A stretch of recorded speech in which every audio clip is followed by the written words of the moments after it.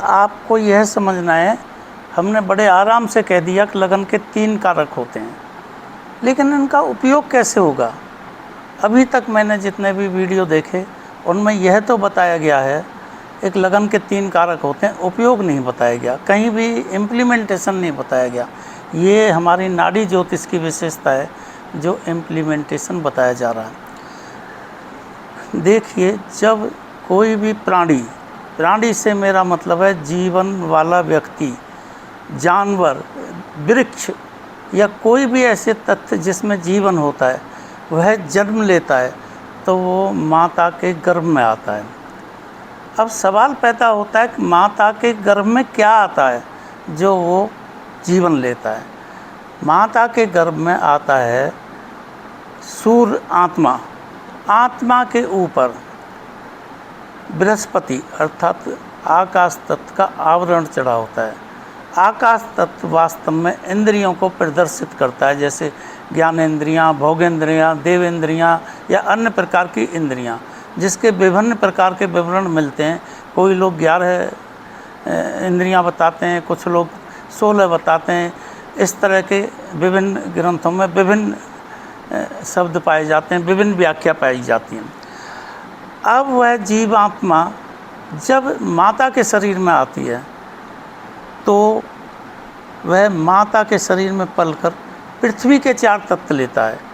पहला मिट्टी, जो उसका शरीर बनता है वह मिट्टी से बनता है। फिर पानी लेता है, अर्थात पृथ्वी का यह एक तत्व है जो पानी से चलता है। तीसरा वह वायु लेता है जो श्वास प्रक्रिया को जाहिर करता है।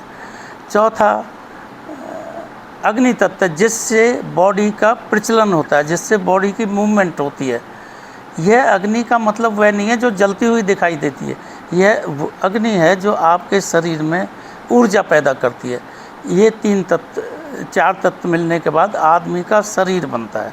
शरीर बनने के बाद कोई भी व्यक्ति, प्राणी, बेसिकली मानव प्राणी 9 महीने बाद जन्म लेता है, जिसका विवरण मैंने पहले वीडियो में दिया हुआ है।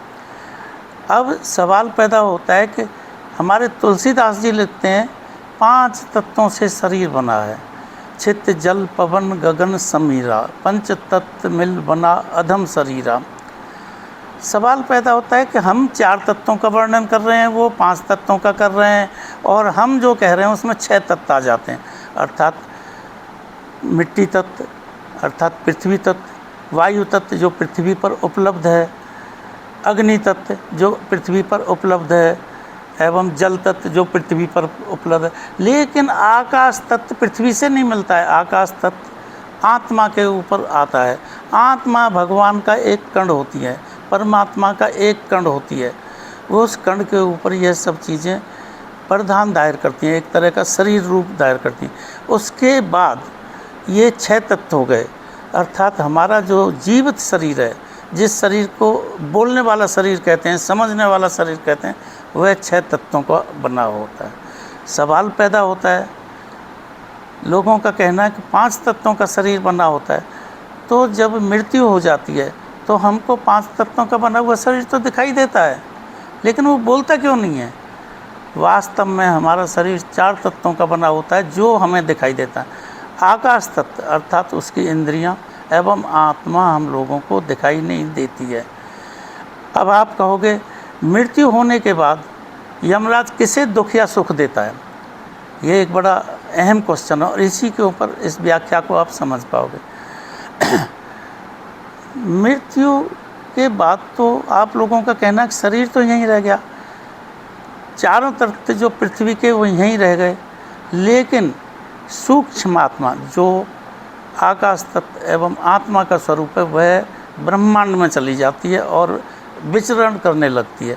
अपने कर्मों के हिसाब से वो नया जीवन धारण करती है। नया जीवन धारण उसको एक समय के बाद मिलता है। पूर्व इस जन्म के कुछ अशुभ कर्मों को, पाप कर्मों का दंड यमराज जी वहाँ देते हैं। उन पाप दंडों के कर्मों को हमारे आकाश तत्व महसूस करते हैं। आत्मा कभी किसी भी तत्व को महसूस नहीं करती है। यह आप सब परिचित हैं कि आत्मा तो परमात्मा होती है, जिसको ना कोई मार सकता है, ना काट सकता है, ना जिंदा कर सकता है, ना जला सकता है, ना भिगो सकता है, वो अमर है। जिस दिन आकाश तत्व आत्मा को छोड़ देते हैं उस दिन परम मोक्ष मिल जाता है। यह मैंने तीनों तत्वों का विवरण बताया है। एक तीनों तत्वों का लग्न में कैसे उपयोग करें। कई भावों में कई कई कारक होते हैं, उनका उपयोग इसी तरह से किया जाता है। ओके, अब